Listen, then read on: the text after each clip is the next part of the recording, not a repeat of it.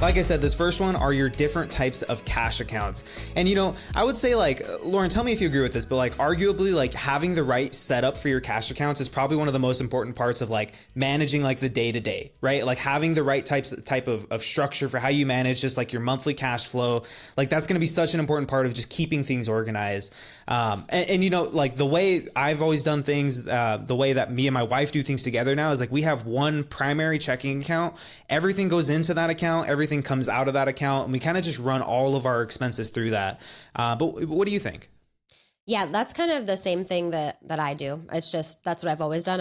I've always been very good about tracking my expenses and kind of keeping that account flowing with like the what's coming in and what's going out. But I think, like you said, this is going to be like the foundation of the accounts that you have. Like I think the biggest problem a lot of people have is they have no idea what's going into the checking account, what's leaving. So if you can at least get this set up, I think you're at least setting up yourself on a good foot to, have a good plan with your money going forward. So like you and I do a lot of the, just the primary checking account, but I also think people who maybe struggle a little bit with money management would benefit from something like having like a bill pay account and then also a spend account. So they know money in this account is for my bills only.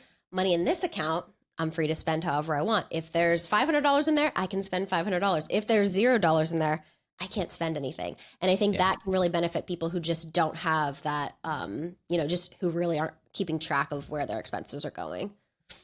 No, that's a good point. And it's almost like what's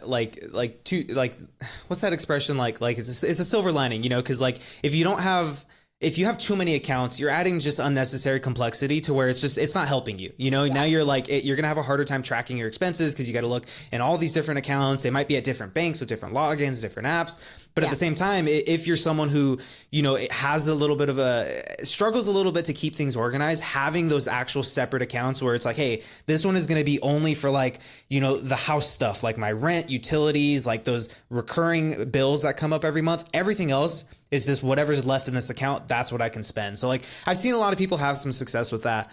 Now, when I was thinking of like, all right, what are all the cash accounts I have? This isn't technically a cash account, but I think about it in the same sense.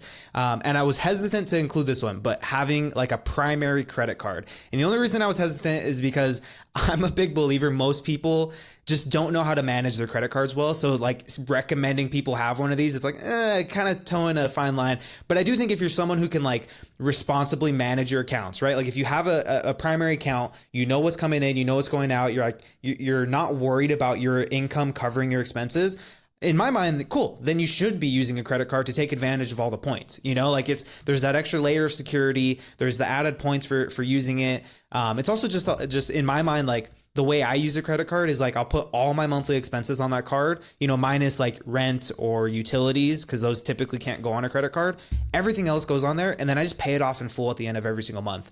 But I've always found, and Lauren, I think you're the same way, just having like one solid, like this is the main card I use for pretty much everything. Like to me, that's just been the easiest way to use it. Yeah. And like you said, this is just another way for us to have like our cash accounts, because we use our credit cards as a debit card. And that's if you're using your credit card appropriately, that's how you're using it. As if it's just coming out of your bank account and you're just spending it on your credit card. Again, I like it for like the safety purposes, if for me, I think, if you get some sort of like fraudulent transaction or something on there, it's a lot easier to call the credit company and have it like stopped or like replaced on your credit card than it is an actual bank. I don't know if you've ever dealt with it before, Nick, but whenever you have like your bank versus your credit card, it's like a lot easier to like recover the funds off there. Bank is a little bit different, and it takes a little bit of time to get your money back in there. But yeah, I don't recommend credit cards for everybody. I'm not somebody who's going to be like staunchly like against or like, one way or the other, for them, against them. I really think it's going to depend on your situation. If you carry credit card debt each month and you cannot handle yourself around a credit card and you don't pay it off every month, I don't think this is the best thing for you. I think you're better off doing your bill pay account and your spend accounts and starting there until you get a better idea of what you can actually be spending and not going into debt for it.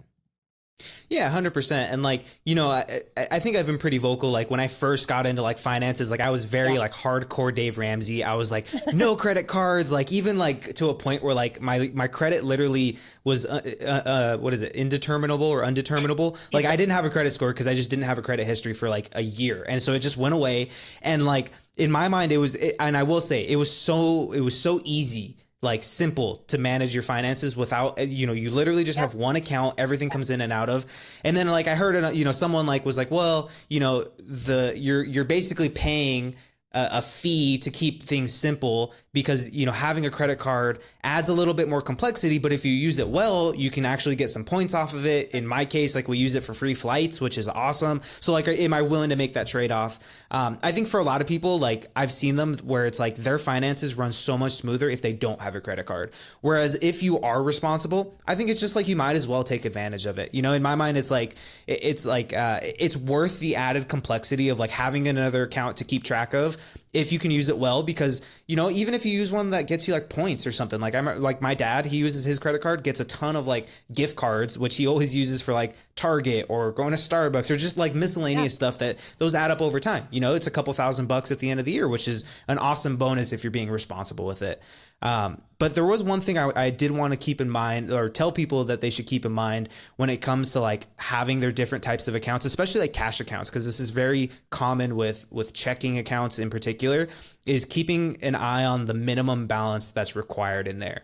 That's something that, so I use Chase for my banking, which for every other purpose, I love Chase, but their minimum balance that you have to keep in there is $1,500, which is just annoying. You know, it's just an annoying amount. And I used to use Wells Fargo, which I know everyone always has like a gripe about Wells Fargo. I know you made the face. Everyone always says something about Wells Fargo. I literally, like, my mom set me up a teen account like however many years ago, you know, and so like I just had always used it. But their minimum balance was $300. So that was super nice. And coming to Chase, I was like, this is just annoying. Like, why do you need $1,500 in here just to avoid a service fee? But that's one thing I definitely think people should keep in mind of.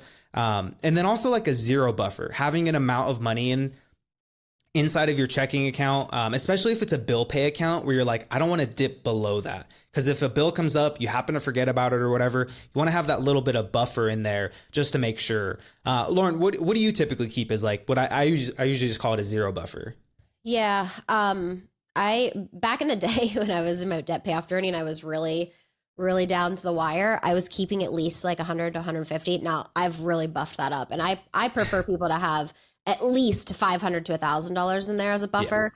Right now I keep between like $1,000, $2,000 in there as a buffer, as my money's coming in and going out, just to make sure if something's coming out and I, you know, whatever, it's not going to bump down below zero or anything like that. So, that's what I keep in there. One other thing I was going to mention, was, you know, we talked about, you know, finding the accounts where they, you know, the minimum making sure the minimum balances are there.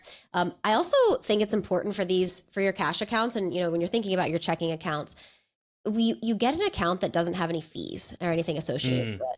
I think there's a lot of people that just like, they'll have this fee that's coming out every single month and they're just kind of like, you just pay it, right? It's just like ongoing. But there's a lot of accounts out there where you do not need to be paying a fee. The accounts I've used my entire life, I've never had to pay a fee to have a checking account and a primary savings with them. So that's also something to keep a look at. And if you do, either call them and ask if they have an account that, you know, you don't have to pay a fee on, or just simply switch banks. It is that easy to do that, and you won't be paying a fee every single month. So I think that's also important when you're thinking about where to keep your money, is making sure you're making a good decision on accounts that are free and you don't have to pay any type of fee per month to keep them open.